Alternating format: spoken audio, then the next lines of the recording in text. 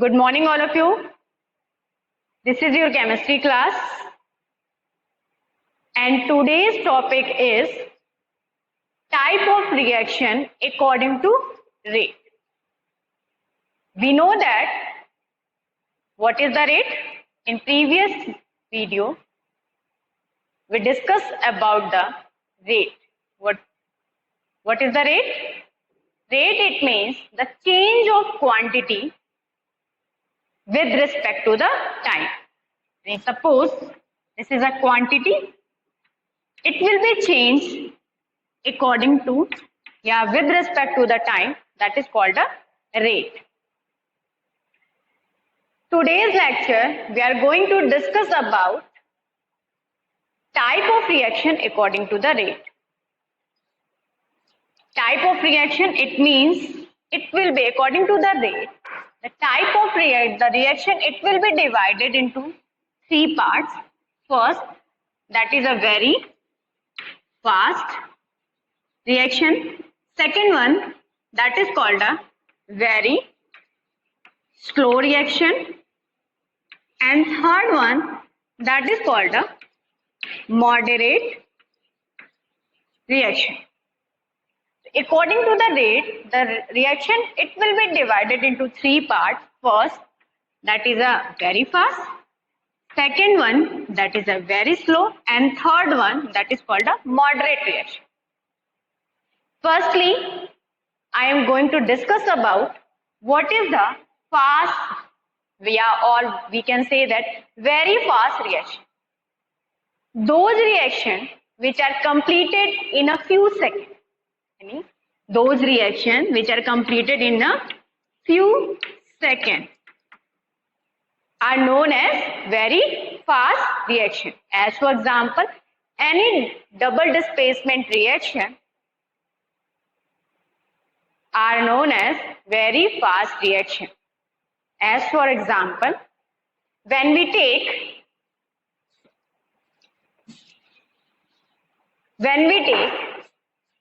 aqueous solution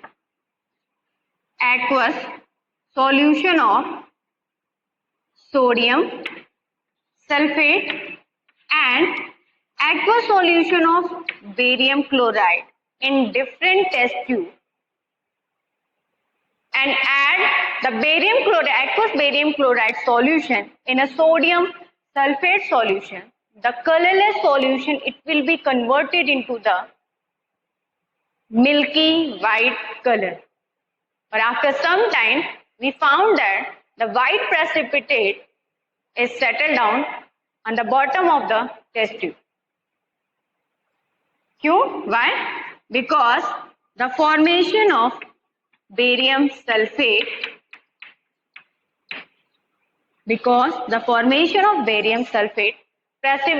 white precipitate is settled down. Okay?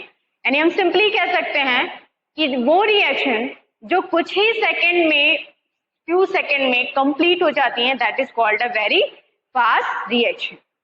Suppose we take a beaker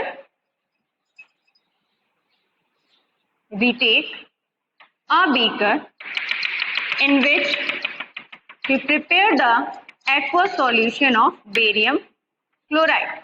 हमने क्या किया, एक baker लिया और उसमें क्या किया, हमने aqueous solution of barium chloride prepare किया. हमने नेक्स्ट बेकर लिया जिसमें हमने क्या किया, aqueous solution of sodium sulphate solution prepare किया. ठीक है, that is the colourless solution. It is also a colourless solution.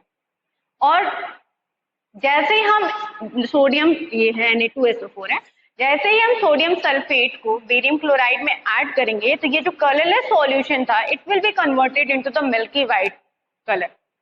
और कुछ सेकंड के बाद अगर हम सॉल्यूशन को छोड़ देते हैं तो क्या होगा, बेरियम सल्फेट का जो प्रेसिपिटेट होगा वो नीचे सेटल डाउन हो जाएगा. तो those reaction which are completed in a few second, that is called a very fast reaction. Any type of double displacement reaction a very fast reaction. Okay, second one that is a very slow reaction. Very slow, it means those reactions which are completed in a very long time. यानी वो reaction जो बहुत लंबे समय में complete होती है, that is called a very slow reaction. As for example, that is a rusting of iron. Suppose हमने क्या किया, एक आयरन का वेसल लिया और हमने उसको रूफ के ऊपर रख दिया. तो ऐसा तो होता नहीं है कि आज हमने रखा आयरन का वेसल और कल गए तो रस्ट मिलेगा, नहीं. होता क्या है, जो मॉइस्ट एयर होता है उस आयरन के, ये सपोज ये आयरन का वेसल है, इस आयरन के वेसल पे कंटिन्यूअसली क्या करेगा, अटैक करेगा. और जब ये अटैक करेगा तो ये जो मॉइस्ट एयर है इस सरफेस को धीरे धीरे डिस्ट्रॉय करेगा, स्लोली क्या करेगा, ये डिस्ट्रॉय करेगा. और इस प्रोसीजर यानी कंप्लीटली रस्ट बनने में, इस प्रोसीजर में बहुत लॉन्ग टाइम लग जाता है, बोल सकते हैं मैनी इयर्स में ये कंप्लीट होती है. तो वो रिएक्शन जिसको कंप्लीट होने में बहुत लॉन्ग टाइम लग जाए, that reaction is known as very slow reaction. और रस्टिंग हम घर पे देखते ही हैं. अगर हम किसी भी आयरन के वेसल को बिना प्रिकॉशन के, बिना प्रिवेंशन के अगर हम रूफ पे रख देते हैं तो धीरे धीरे क्या होता है, उस मेटल की सरफेस जो होती है, आयरन वेसल की जो सरफेस होगी वो धीरे धीरे डिस्ट्रॉय होने लगती है. तो that is known as very slow reaction. Okay. And third one that is a moderate reaction. Moderate reaction, it means are those reaction which completed in, यानी वो रिएक्शन जिसको कंप्लीट होने में ना तो बहुत ज्यादा टाइम लगे और ना ही बहुत कम टाइम लगे. ना तो ये बहुत स्लो रिएक्शन हो और ना ही ये बहुत फास्ट रिएक्शन होती है. तो that reaction is known as moderate reaction. As for example, जितने भी मॉलिक्यूलर रिएक्शन होते हैं, मॉलिक्यूल्स जिस रिएक्शन में पार्टिसिपेट करते हैं, तो that is called a moderate reaction. ठीक है. और एग्जाम्पल अगर हम इसका देखते हैं तो जैसे suppose nitrogen is react with hydrogen then form ammonia. देखो क्या है, मॉलिक्यूल्स इन्वॉल्व, यानी जितनी भी मॉलिक्यूलर रिएक्शंस होती हैं वो कैसी रिएक्शन होती हैं, दोज आर मॉडरेट रिएक्शन. ठीक है. तो ये तो हमारा था type of reaction according to the rate. अब हमारे सामने क्वेश्चन ये अराइज होता है कि सपोज कोई रिएक्शन अगर गिवन है तो उसका हम रेट ऑफ रिएक्शन कैसे लिखेंगे, रेट ऑफ रिएक्शन जो होगा वो हम कैसे नोट डाउन करेंगे. सपोज चलो तो वो देख लेते हैं. Let we discuss about how to write the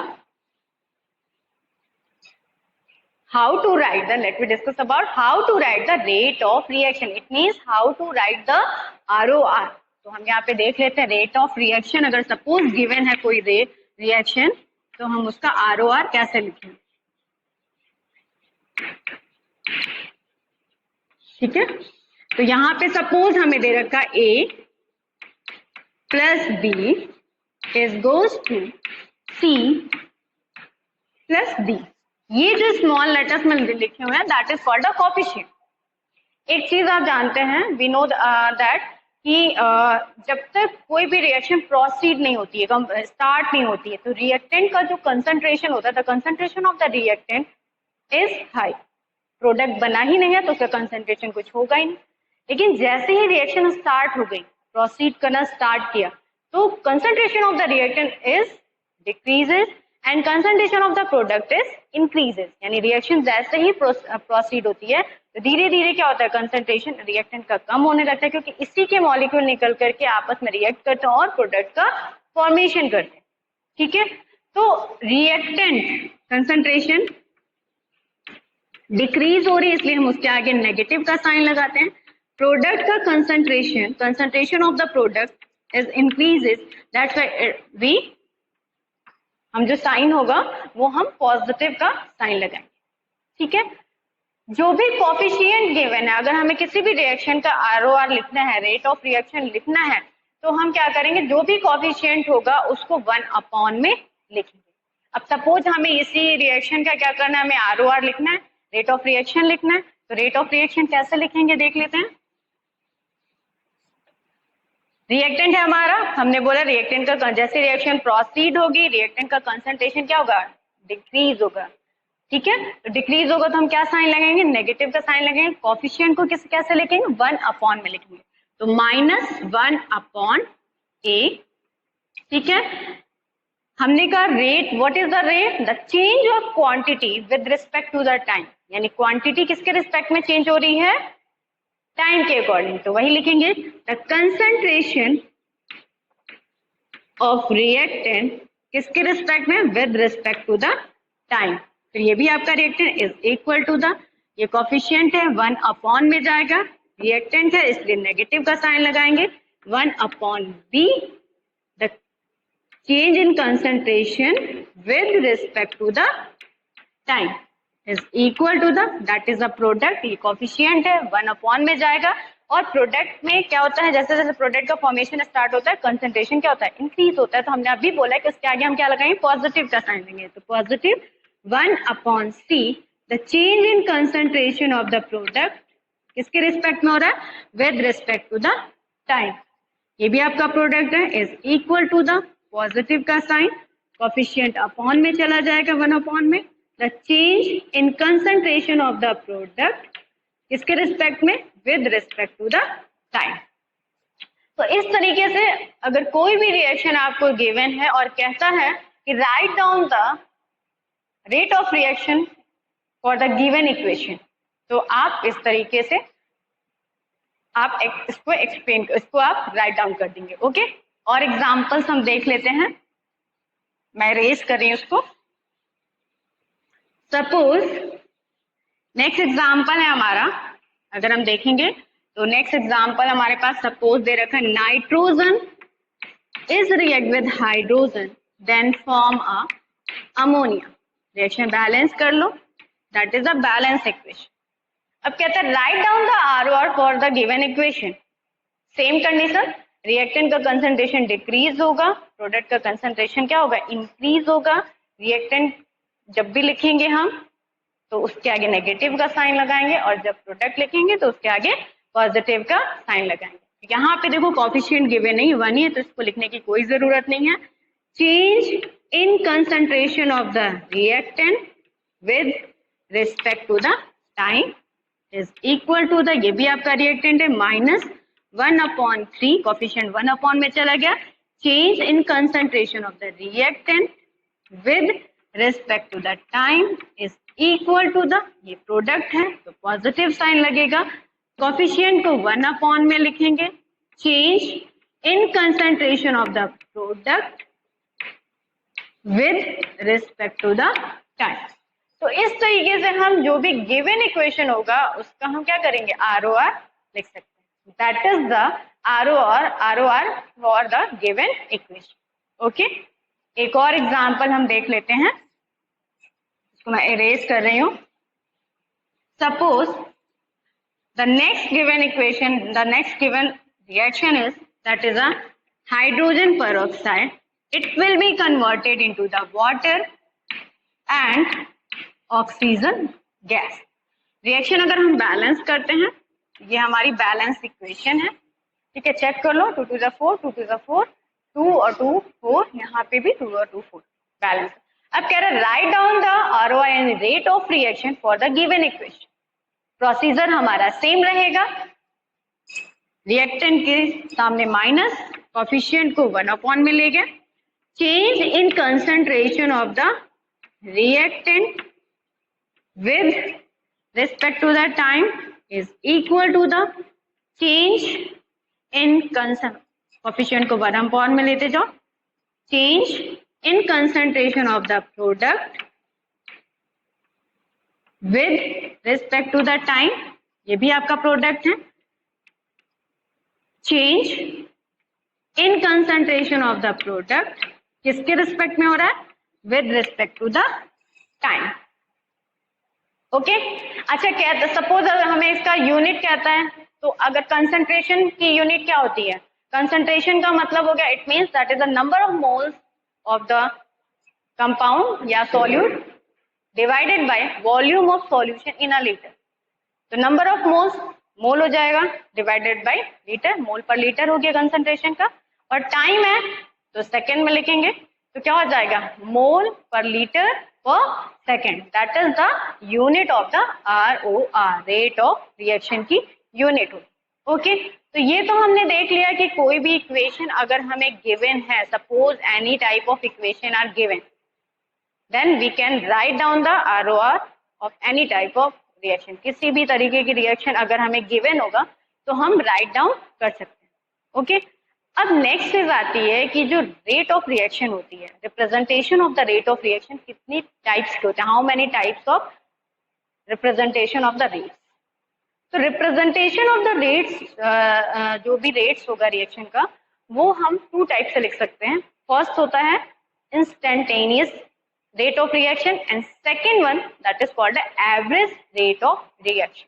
तो हम वो भी देख लेते हैं, रिप्रेजेंटेशन ऑफ द रेट। तो नेक्स्ट टॉपिक है that is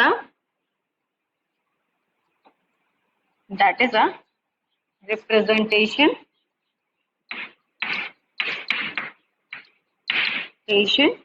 of rate.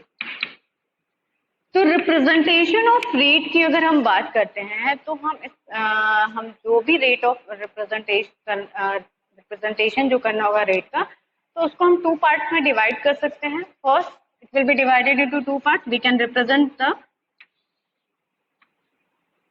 First that is called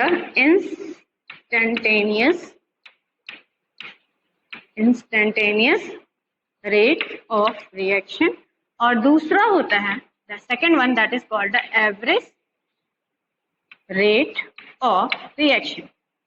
So representation of the rate of representation of the rate, it will be divided. Yeah, it will.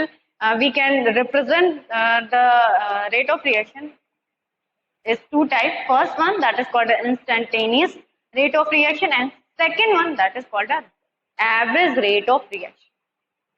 अब first क्या है, हमें given है कि instantaneous rate of reaction क्या होती है। What is the instantaneous rate of reaction? Instantaneous rate of reaction वो चीज होती है जिसमें जो क्वांटिटी चेंज होगी, हमने कहा रेट का मतलब होता है change of quantity with respect to the time. तो जो क्वांटिटी चेंज हो रही है, जो कंसंट्रेशन चेंज हो रहा है, वो स्मॉल इंटरवल टाइम में हो रहा है। ठीक है, यानी कुछ सेकंड भी बोल सकते हैं कि जो इंटरवल हो रहा है वो कैसा है, स्मॉल है। यानी हम सिंपली बोल सकते हैं it is equal to the small change in concentration of the reactant or product is small interval time। यानी जो भी concentration जो change है, जो भी quantity change हो रही है with respect to the time, वो क्या है, small है। यानी small changes of the concentration of the reactant or product is a small interval time। तो अगर कोई भी जो चेंजेस हो रहा है अगर स्मॉल इंटरवल टाइम में हो रहा है तो वो क्या हो जाएगा, इंस्टेंटेनियस रेट ऑफ रिएक्शन। इसी वजह से जो हम चेंजेस दिखाते हैं वो स्मॉल के लिए हम डी का यूज करते हैं। सपोज अगर हम इंस्टेंटेनियस की ही बात करते हैं, अगर इसी की बात करते हैं और हमें कोई इक्वेशन गिवन है a plus 2b is goes to c, और कहता है कि write down the instantaneous rate of reaction. तो स्मॉल इंटरवल, स्मॉल चेंजेस हो रहे हैं कंसंट्रेशन में, स्मॉल इंटरवल टाइम में हो रहा है, तो इसके लिए हम क्या, स्मॉल के लिए हम डी का यूज करेंगे।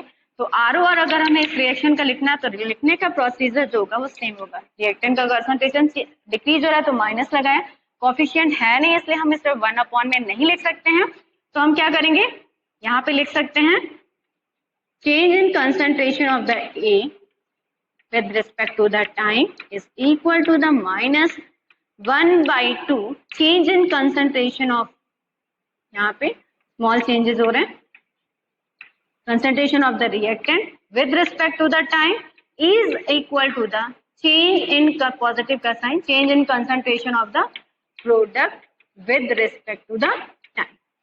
तो ये जो है वो इंस्टेंटेनियस रेट ऑफ रिएक्शन।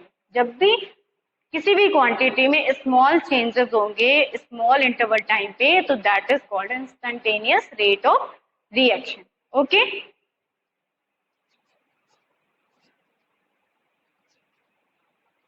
अब हम क्या देखते हैं, अब हम देखते हैं what is the average rate of reaction. Okay, तो सेकेंड वन क्या होता है? Second one that is called average ROR. अब देखो, इंस्टेंटेनियस का मतलब हुआ कि जो चेंजेस या हो गए, जो कंसंट्रेशन में रिएक्टेंट एंड प्रोडक्ट के कंसंट्रेशन में जो चेंजेस होंगे स्मॉल होंगे और इस स्मॉल इंटरवल टाइम में. लेकिन एवरेज में क्या होगा? जो भी चेंजेस होगा, तो डिसअपियरेंस ऑफ द रिएक्टेंट या अपीयरेंस ऑफ द प्रोडक्ट जो होगा, वो जो चेंजेस होंगे उसमें क्या होगा कि वो लॉन्ग इंटरवल टाइम में होंगे. ठीक है, और अगर लॉन्ग में अगर ड्यूरेशन लंबा हो जा रहा है तो हम उसके लिए जो चेंजेस जो हम लिखते हैं वो उसमें डेल्टा का साइन लगा देंगे. सपोज हम रिएक्शन के थ्रू देख लेते हैं, A plus 2B is goes to C. अब कहता है कि write down the average rate of reaction for the given equation. लिखने का प्रोसेस बस सेम रहेगा, बस डेल्टा लगाएंगे कि इंटरवल जो है वो लॉन्ग है. तो यहाँ पे हम क्या कहेंगे? ROR लिखेंगे तो is equal to the minus change in concentration of the A with respect to the time. ये भी आपका रिएक्टेंट है तो minus 1/2 change in concentration of the reactant with respect to the time is equal to the change, positive का sign लगे, change in concentration of the product with respect to the time. तो ये आपका average rate of reaction है. क्यों? दोनों में difference क्या है? What is the difference between the instantaneous rate of reaction and average rate of reaction? तो इंस्टेंटेनियस रेट ऑफ रिएक्शन का मतलब हुआ कि जो स्मॉल इंटरवल जो चेंजेस हो रहे हैं दैट इज अ स्मॉल और स्मॉल इंटरवल टाइम पे हो रहे हैं. एवरेज में क्या होगा? What is the average rate of reaction? Average का मतलब हुआ कि जो भी चेंजेस हो रहे हैं, डिसअपियरेंस ऑफ द रिएक्टेंट हो रहा है या फिर अपीयरेंस ऑफ द प्रोडक्ट हो रहा है, वो जो चेंजेस होगा वो लॉन्ग इंटरवल टाइम में होगा, जिसके लिए हम डेल्टा का यूज करें. आई थिंक आपको समझ में आ गया होगा कि what is the difference between the instantaneous rate of reaction and average rate of reaction. ठीक है, इसमें एक चीज और देखते हैं हम जरा कि जो आपका कौन कौन से जो फैक्टर्स अगर हम देखते हैं कि ROR जो होगा किस किस चीज पे डिपेंड करता है. तो ROR रेट ऑफ जो रिएक्शन होता है it depends upon 4 things. First हम इसमें लिख देते हैं, इट विल बी डिपेंड, जो ROR होगा ROR किस पे डिपेंड होगा? ये डिपेंड होगा first concentration of the reactant, concentration of the reactant. Second one that is a temperature. Third one that is a catalyst. ठीक है, and fourth one that is the nature of reactant. So ROR it will be depends upon many factors. First that is the concentration of the reactant. Second one that is the temperature. Third one that is the catalyst. And fourth one the nature of the reactant. तो ये 4 factors जो हैं जो rate of reaction को affect करेंगे, इसको हम next lecture में डिस्कस करेंगे. एक फिगर के थ्रू हम थोड़ा देख लेते हैं कि कैसे ROR जो चेंज हो रहा है. एक चीज तो वी नो दैट कि रिएक्शन जैसे प्रोसीड होगी तो रिएक्टेंट का कंसंट्रेशन क्या होगा? डिक्रीज होगा and the concentration of the product is increase. We know that. ठीक है, अगर हम ग्राफ के थ्रू देखते हैं, सपोज जब आपका टाइम 0 था तो कंसंट्रेशन, ये आपका कंसंट्रेशन है, इधर हमने टाइम लिया हुआ. तो जब टाइम 0 था यानी रिएक्शन प्रोसीड ही नहीं हुई थी तो कंसंट्रेशन आपका ये था. जैसे रिएक्शन स्टार्ट हुई धीरे धीरे रिएक्टेंट का कंसंट्रेशन इंक्रीज करने लगा. जैसे रिएक्शन स्टार्ट हुई तो कंसंट्रेशन ऑफ द रिएक्टेंट क्या हो गया? डिक्रीज होने लगा with respect to the time. Suppose ये हमारा T1 टाइम पे, T1 टाइम पे जो रिएक्टेंट था कंसंट्रेशन इसका C1 था। कुछ समय के बाद अगर हम T2 टाइम पे देखते हैं तो इसका कंसंट्रेशन क्या होगा, C2। अगर हम इसको change in concentration of the reactant with respect to the time लिखे तो हम क्या लिख सकते हैं, अगर लॉन्ग इंटरवल टाइम में तो हम क्या लिख सकते हैं, यानी जब हमारा T1 था तो कंसंट्रेशन C1 था और जब T2 हुआ तो कंसंट्रेशन C2 हुआ। तो ROR हम क्या लिख सकते हैं, minus change in concentration of the reactant किसके रिस्पेक्ट में, with respect to the time. इसको और डिस्क्राइब करके अगर हम देखते हैं तो लिख सकते हैं हम, माइनस का साइन बाहर लगा देंगे, T2 minus C1 upon T2 minus T1। ठीक है, इस आप समझ ही गए होंगे। आज के लिए बस इतना ही। नेक्स्ट लेक्चर में हम डिस्कस करेंगे what is which factor is affect the rate of reaction. Okay, thank you.